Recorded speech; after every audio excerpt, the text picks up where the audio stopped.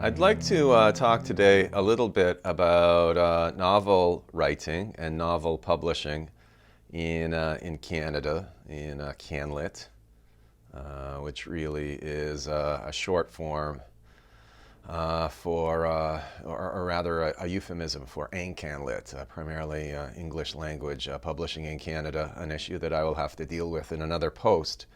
But what I'd like to talk about today is the relationship between novel publishing and movie making. Both industries have a hard go of it in Canada. And one reason is because their audiences are quite small. Now, in order to expand their audiences, a number of ideas have been proffered. And one of them is to write more accessible material, and the other is to simply teach more Canadian fiction and poetry in high schools. Both ideas have been championed by a writer named Alan Stratton, a playwright and a novelist who recently published an article in The Walrus saying that the curriculum in high schools and middle schools needs to reduce its dependence on Shakespeare. He thinks there's too much Shakespeare, kids don't like it, it alienates them, and there is other good work out there. And as examples, he mentions some Canadian work on themes that he thinks would be appropriate for teens. Now, it's a complicated argument, and I don't want to deal with that particular Walrus article right now, but instead what I'd like to do as a sort of preamble is I'd like to refer to a review that was written of one of his novels, The Dogs, and was published in the trade magazine Quill and Choir by the reviewer Sarah Ellis. And in the review, Ellis observes that the protagonist speaks in a sort of simple language. The protagonist is named Cameron. He's a young boy, young kid. Ellis writes, Cameron's speech is plain, restrained, and slightly formal, with minimal use of either slang or figurative language. When he's angry, anxious, or ashamed, he admits it to himself and to the reader.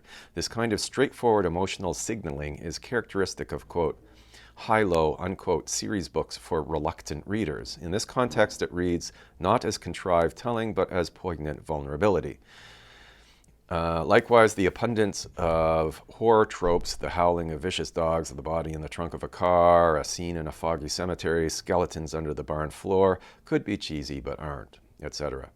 Now, I'd like to zero in on that whole issue of what Ellis terms reluctant readers. Of course, as anybody who teaches know, most young people these days, no matter how intelligent they are, rarely buy and read books for pleasure. They are good readers, they're very literate, but they don't like reading fiction for pleasure, and they're not very keen on going out and buying books. They spend most of their time watching streamed movies these days during COVID, listening to music and so forth, or watching YouTube videos.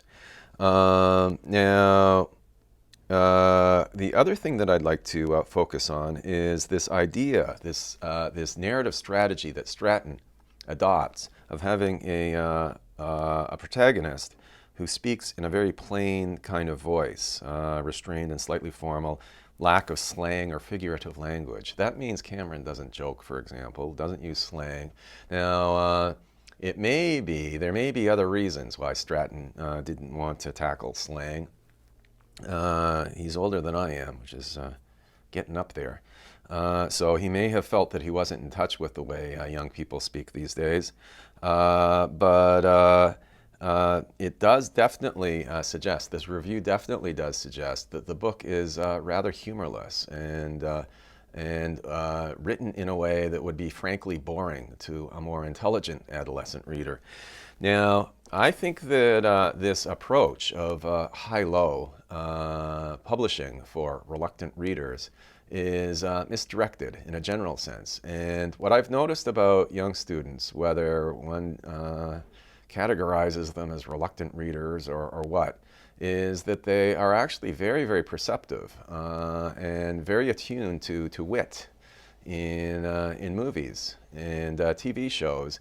And I think that is because TV and movie writers who are also aiming for broad audiences, including teens, and I'm thinking here of action movies, for example, the Marvel series, um, don't patronize their readers and don't assume that one has to effectively dumb down one's narrative approach, one's narrative complexity, one's wit, in order to reach readers, audiences.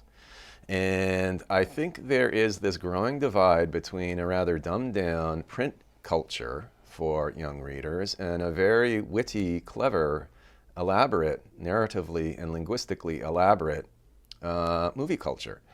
And that is something that's going to catch up with print publishing one of these days for YA readers. Now, I realize there are many exceptions to this. There are clever, witty YA books out there, and good for them. But this idea that the reluctant readers, who are actually a huge percentage of readers, need to get the narrative equivalent of a kind of pablum presented to them, I think is just wrong.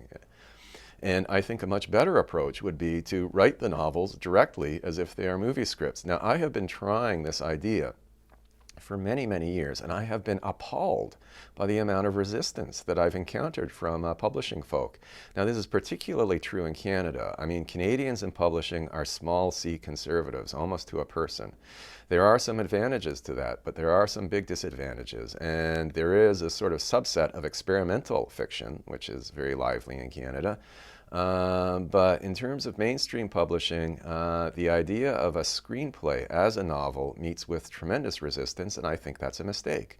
I also think that these screenplay type novels should have art in them, and I think that would help sell the books. Again, there's tremendous resistance to this among Canadian publishers, and I can prove it. So maybe at some point in the future, there will be a time when the vitality and cleverness of movie scripts, which do appeal to young viewers and even the reluctant ones, and print publishing will finally merge together in a way that is appealing to young people. But I think that will require some more open-mindedness on the part of Canadian publishing.